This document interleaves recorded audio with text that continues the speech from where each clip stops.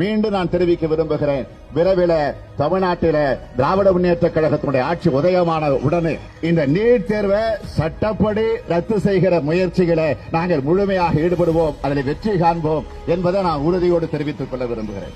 ஆக இந்த பிரச்சனைக்கு முற்றுப்புள்ளி வைக்க வருகிற தொடர்ந்து திராவிட முன்னேற்ற கழகம் முன்னின்று போராட்டத்தை தொடர்ந்து நடத்திடும் என்ற உறுதியை நான் தெரிவிக்க விரும்புகிறேன். யாருடைய காலிலேயே போய் விழுந்து பதவியை பெற்றீர்களே, கவர்னத்திலே போய் மன்றாட முடியாதா?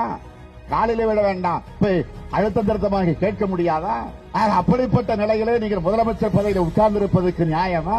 நம்முடைய தலைவர் தெளிவாக சொல்லிட்டார், திராவிட முன்னேற்ற கழகம் ஆட்சிக்கு வந்ததுன்னா கண்டிப்பா நீட் தேர்வு ரத்து செய்யப்படும்.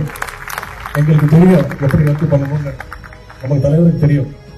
அத சொன்னா கூட இந்த ஆட்சியாளர்கள் பாருங்க, எதுவுமே சொந்த புத்தியும் கிடையாது. நம்ம கிட்ட கேட்கறாங்க, அது எப்படி பண்ணணும் சொல்லுங்க, அந்த ரகசியத்தை சொல்லுங்க. ஒரே ஒரு ரகசியம் தான், அந்த ரகசியத்தை நான் இப்ப சொல்லிடுறேன். கொஞ்சமாச்சு வெக்கம், மானம், சூடு, சொரணை, மாணவர்கள் மீது ஒரு நம்பிக்கை, மக்கள் நல்லா இருக்கணும், தமிழக மக்களோட உரிமைகள் பறிபோக கூடாது அப்படின்னு நினைச்சா மட்டும்தான் போதும். அது நம்முடைய தலைவர், அந்த ஆளுமை திறன் நம்முடைய தலைவர் தான் இருக்கு. நீ எங்க வேணாலும் நடத்தி காட்டலாம், பெரியாருடைய மண் தமிழ்நாடு என்பதை புரிந்து கொண்டால் உங்களை ஓட ஓட விரட்டுவோமே தவிர இங்க நீட் நடக்காது.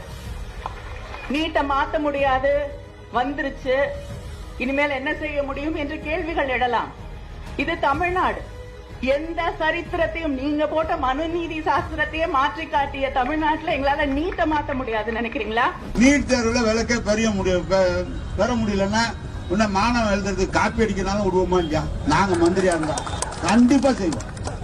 நீ பீகார்ல காப்பி அடிக்கிறீங்க, மத்திய பிரதேசல காப்பி அடிக்கிறீங்க, திறந்து விட்டு எல்லாம் எடுக்கிறீங்க. அப்புறம் தமிழ்நாட்டில் மட்டும் நாங்க உத்தம சீலர்லாம் எவ்வளவு நாளைக்கு இருக்கிறது?